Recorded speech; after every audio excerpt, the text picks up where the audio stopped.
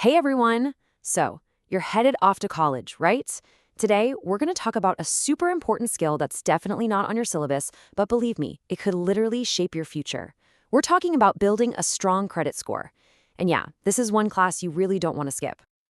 Okay, so let's be real for a second. Why on earth should you care about some random three-digit number when you're just trying to figure out where your next class is and not get lost on campus? Well, here's the thing. Those small, seemingly tiny money habits you start building right now, they're going to be the foundation for everything later on. So, I want you to think about it like this. Let's use a metaphor here. Your credit score? It's basically your financial passport. And no, it's not some scary dead sentence. It's actually a tool, a really powerful one that unlocks doors and gives you the freedom to move around in your financial life way more easily. All right, so what is this passport actually? It's really just a number. Usually it's somewhere between 300 and 850. And lenders, banks and people like that, they use this number to get a quick idea of how reliable you are with money you've borrowed. A higher score, think of it as a passport with a ton of cool stamps, gets you better deals. We're talking lower interest rates on a car loan someday, maybe a mortgage. And it can even be the thing that gets you your first apartment without needing a cosigner. That's a big deal, right? Okay, so every passport needs that very first stamp to get started. But how do you get one when you're literally starting from zero? Good question. Let's walk through the first couple of steps together. Step one is honestly the easiest, but you could argue it's the most important one. All you have to do is learn the language. It's kind of like if you were traveling to a new country, you'd want to know a few key phrases, right? Same thing here. Just get a little familiar with what things like a credit report or credit utilization are. Seriously, knowing this stuff is your biggest advantage. All right, let's get down to business. A fantastic first move is to open a student credit card. They're literally designed for people like you who are just starting out. Now here's the key. Look for one that has no annual fee.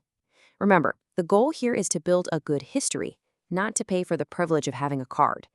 And when you get it, just use it for small, planned stuff. Like your textbooks or maybe a coffee once a week. The absolute rule is you have to be able to pay it off completely every single month. Okay, so you've got your passport. You've got that first stamp. Awesome. Now comes the really important part, mastering the day-to-day rules that are going to build you an amazing score over time. Honestly, it all comes down to two golden rules. That's it. First, pay your bills on time every single time. This one is totally non-negotiable. Set up calendar reminders, turn on automatic payments, whatever it takes. And second, keep your utilization low. And right about now, you're probably thinking, what in the world is utilization? Don't worry, it sounds way more complicated than it is. It's just the percentage of your available credit that you're actually using. So let's say your credit card has a limit of $1,000 and you've spent $300 on it, your utilization is 30%. See? Simple. And the big takeaway here is you want to keep that percentage as low as possible. So here's the golden rule for utilization. Try really hard to use less than 30% of your total limit. Staying in that sweet spot under 30%, it just screams to lenders that you're responsible and you don't need to lean on debt to get by. It's one of the strongest signals you can send that you've got your financial act together. Okay, so you've got the daily hobbits down. Awesome. Now let's kind of zoom out for a second and look at the long game, because a really, really impressive credit history, that's not something you build in one semester. It's something you build over your whole time in college, and even after that. You'll see, as you go through college, you'll naturally get chances to kind of mix things up. This is what's called your credit mix. Lenders actually like to see that you can responsibly handle different types of debt. So that could be your student credit card, plus maybe your federal student loans, or even a small loan you take out for a new laptop. Having that variety just shows them you're a well-rounded, reliable borrower. All right, here are two super quick but really important long-term tips.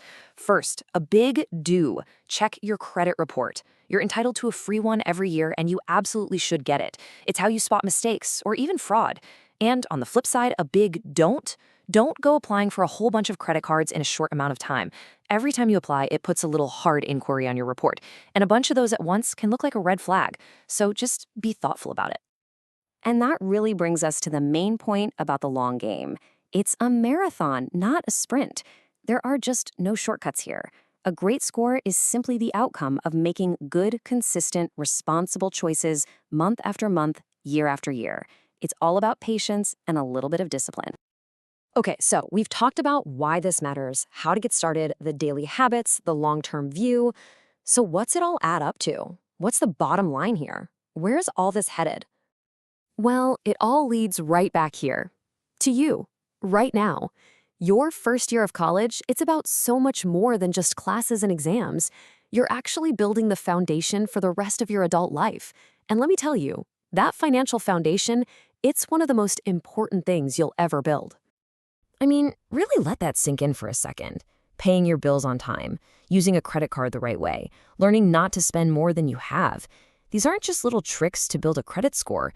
These are fundamental life skills, skills that are going to help you out long, long after you've forgotten what you learned in your freshman year classes.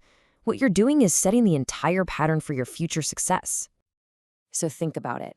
That financial passport of yours, it's sitting there, brand new and empty, just waiting for that first stamp.